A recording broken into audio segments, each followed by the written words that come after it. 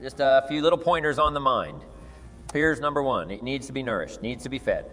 There's an Old Testament phrase that says humans cannot live just on bread alone or food alone.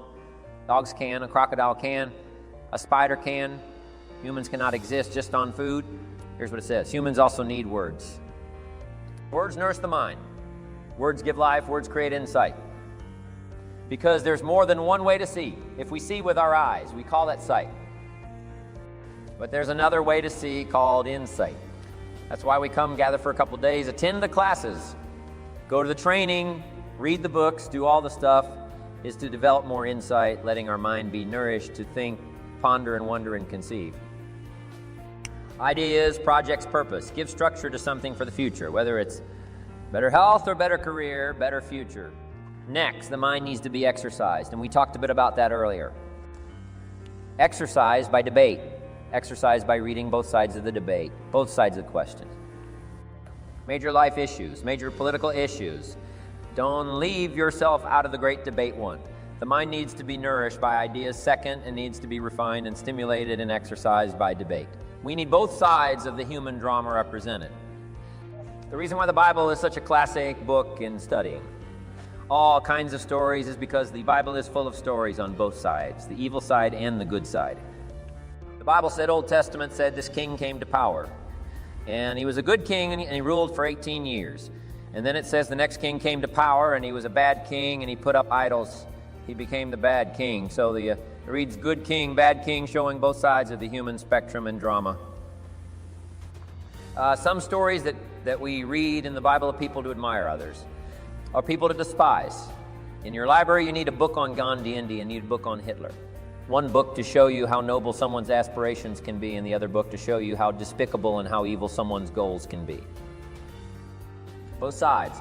If we study good and evil, one we love and one we hate. We study illness, we study health. Someone says, well, you can't study the negative things.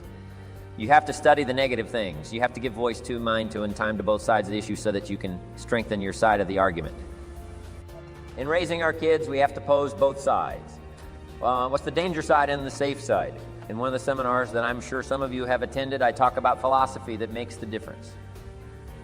Philosophy does two things, each person's personal philosophy. So jot this down. Our personal philosophy does two things. One helps us to see the dangers on one side so we can avoid or minimize those. Then our personal philosophy needs to be developed so we can see the opportunities on the other side so we can maximize those. And for the balance of your life, that's going to be the twin challenge in developing ideas and philosophy and strengthening all of it so that you can avoid the dangers, maximize the opportunities, because the dangers never go away. The dangers to our ship of state called the country. The danger to the enterprise. The danger to the corporation. Dangers always lurk both inside and out. Dangers lurk on the inside of our own mind. When I was a kid, they used to have those little cartoons of a little boy with a gremlin on one side and a little angel on the other side, and the little devil, a little gremlin, said, go ahead and do it. It's okay, little angel said. No, no, no. So when kids are young, they've got this debate to engage in. Should I or shouldn't I? One voice says go ahead, and the other one says no, no. So we hope as the years pass and as the classes pass, and as we go from grade 1 to grade 2 to grade 5 to grade 10, we will learn more. As Abraham said, to listen to the better angels of our nature, to appeal to our conscience and let our conscience help along with God. And whatever else you belong in, that has good influence on helping to make right decisions, avoiding the evil one, avoiding the danger, the dark side, and appeal to ourselves to engage in the positive side, the opportunity side. The battle of the mind is significant for us every day. What to think, what not to think. My mentor, Mr. Shub, said, stand guard at the door of your mind, and you decide what enters, you decide what to fill up your mind with, because it becomes the material with which you build your future. So engaging the mind to make rational decisions about life. Beware of the thief on the street that's after your purse, but also beware of the thief in your mind. That's after your promise. Thief in your mind that says you're too short, you're too tall, you've never done it before. What makes you think you can do it now? It's not going to work for you. Someone else could find the book. You'll never find the book. If you found the book, you wouldn't read it. If you did read it, you wouldn't understand it. That's stuff that goes on in our mind. So jot down this key phrase. It's one of the best for the day. Whatever you do, don't become a victim of yourself as you engage in this debate. What to eat, what not to eat, where to go, where not to go, what to say, what not to say, what to do, what not to do. Make sure that you strengthen the positive side of this argument with yourself so that day by day you become healthier. Day by day you become stronger. Day by day you become wiser. Day by day you build a better shield and immunity and inside immunity to ward off disease. But an outside immunity to ward off all the negative and all the trash and all the stuff that would not enhance your personal development nor your promise for the future. So this is so important in understanding the mind. Feed it. We call it food for thought. That's what a big share of this whole seminar is all about. These 3 days is providing food to think about, thoughts to think about, and then ideas to debate. And it's not necessarily what's right or what's wrong, but what's better, what's best. This is okay, but this would be better. With this, yes, you can manage, but with this, you can flourish. With this, you can exist. With this, you can live a fantastic life. So exercising the mind. Now, to develop the mind, you need a good library. Let me give you 3 parts to your library. Number 1 is your visual library. Zig and I and others have put things on video so you can see it. We ask you to come here today and see what's going on. So part of it comes by visual. Come and see. And then if it's on video, you can see it again and again and again. Key phrase, repetition is the mother of learning. Repetition is where if we hear it again, we see something we didn't see when we heard it the first time. We see something different that we didn't see the first time. Next is your listening library. Zig Ziglar's right, turn your car into a mobile classroom.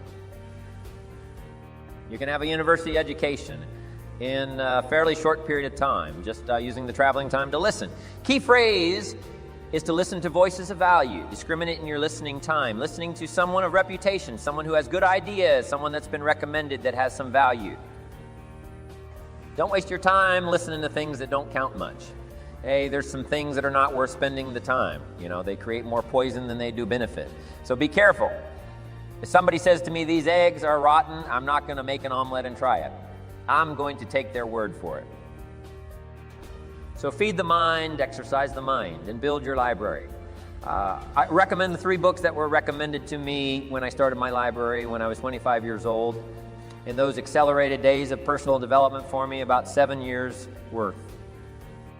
So fantastically changed my bank account, changed my income, revolutionized my future with the foundation my parents gave me meeting Mr. Schofer at age 25. I'm telling you, it's been a journey for me like no other ever since then. I've had mentors along the way. I'm telling you to keep my mind stimulated, to keep my ears keen. That helped me to evaluate and to weigh what is good, what is okay, what is better, and what is prosperous in terms of your life. Mentors in that first mentor, I had recommended these 3 books. First was the Bible. Now I had an advantage there because my parents made sure I was a pretty good scholar by age 19. A good book to serve you all of your life. One of the major sources of ideas, stories, poetry, history. Major source for stimulation. Next, he recommended the book called Think and Grow Rich by Napoleon Hill. Think and Grow Good Words. Think and Grow and Rich. I went for it, got the book, paid less than 50 cents for it. Some of the ideas in it changed my life. Now, next, Joff recommended the book The Richest Man in Babylon by George Clayson. Helped me become a millionaire by age 32. Totally changed my economic future. Just the ideas in a simple little book. Amazing. Then you recommended something for me to listen to by Earl Nightingale called The Greatest Secret. That was my listening library to begin with. The Greatest Secret by Earl Nightingale. But your listening library and your visual library next. Now, as your reading library, and we won't go through a whole list of the best books, but here's a good book to get if you want a good list of the best books. It's called How to Read a Book. Simple. How to Read a Book by Adler, chief editor of the Encyclopedia Britannica, Mortimer Adler. He wrote a book called 6 Great Ideas. That's excellent. He wondered, are ideas tangible? Are ideas real? Are they nothing? But he wrote this book along with another author. How to Read a Book. Now, if you master this book, you can get so much more from a book. Now, it's a kind of a tough book to get through, but it'll give you some ideas on how to take a book and get the most out of it. Take a book and get the most out of it. But in this book is also a list of what he calls are the greatest books ever written. And I've used that book, that list, as a centerpiece for my library. It's got the classics, which I missed. I only went to 1 year of college, so I missed a whole bunch of stuff. I started making up for that by collecting these best books ever written. Interestingly enough, on that list is old and new. Testing on every scholar's list, east or west. You just can't miss those as major sources. In addition to that, there's a book called Lessons of History written by Durant, and I offer it because it's one of the classic writings of all time. You may not agree with his premise, but you certainly have to agree that it's one of the best well-written books ever. He and his wife wrote about 11 volumes on civilization. Take a speed reading course. You can get through those, but this little book, Lessons of History, is sort of a summary of their ideas on history. It's a classic, then a classic. I think most everybody's got called As a Man Thinketh by James Allen, where each sentence is a seminar, and you may not agree with his premise either. In certain instances, you don't want to read just what you agree with, not just to read the positive. Make this note: you cannot live on mental candy. Just like you can't feed your children ice cream all the time and hope that they will be healthy, so you cannot live on mental candy. Someone says, well, I just read the positive stuff. That's not enough. And the reason is because you need to know both sides of the issue. So start your library like I did age 25. I mentioned in another seminar, haven't read everything in my library, but I feel smarter just walking in it, right? Smart enough to buy it. Now I got to be smart enough to read it all. Then I got to be smart enough to sort through and decide what's valuable. So make that the next part now in part personal development for the mind. You got to sort through what you read, what you see, and what you hear, and decide which of all of that is valuable for you to try and do and master. This is where being a student comes in, not a follower, but a student. You read one book on good health and it says, do what this book says. You'll live forever. Or you read the next book on health and nutrition. It says if you do what that first book says, you'll die young. So someone says to me, Mr. Rohn, which of these books should I follow? Jot this down. Neither one. Don't be a follower. Read both books and make up your own mind.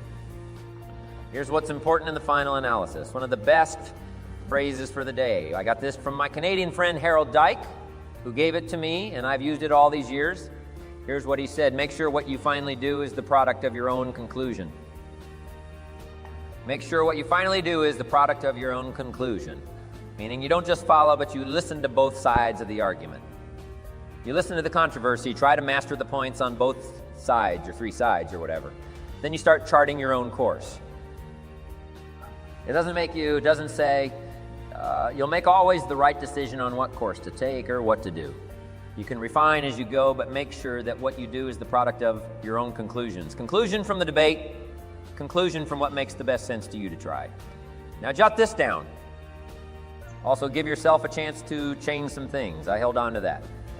I thought this was it. I'm telling you, after a while I gave it up, found out it wasn't it. So give yourself a chance to change. Refine your philosophy. Refine your direction. If you'll give yourself a chance to do that, here's what will happen. Down the road a ways, a new door will open that you haven't discovered before. Give yourself a chance to change, reevaluate. So let your library be a testimonial of your dedicated interest in accelerated personal development, that you will read whatever you have to read, you will hear whatever you must hear, and you will watch and see whatever you must see in order to make your life refined and worthwhile and achieve all of your purposes. You know, it takes a lot of effort to learn. It takes a lot of effort to grow. It takes a lot of effort to decide and debate to jot down. It's all worth the price. Whatever stimulates you to think, whatever stimulates you to wonder, whatever stimulates you to react or even to debate, even if you hear something you say, well, that's not right. See, that's still valuable. It means you're awake. It means you're alert. It means you're alive. It means your mind is ready to take on something, whether it's agreeable or not agreeable, something right, something wrong. Who cares what it is? We've got to listen to a variety of voices. And some are going to come from the left, and some are going to come from the right, and some are going to come from mysterious sources, and some will try to entice you with all kinds of stuff.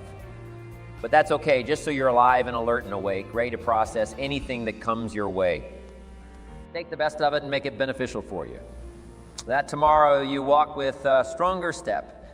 Next month you see a clearer vision, and a month from now the purpose for your life is multiplied by 235.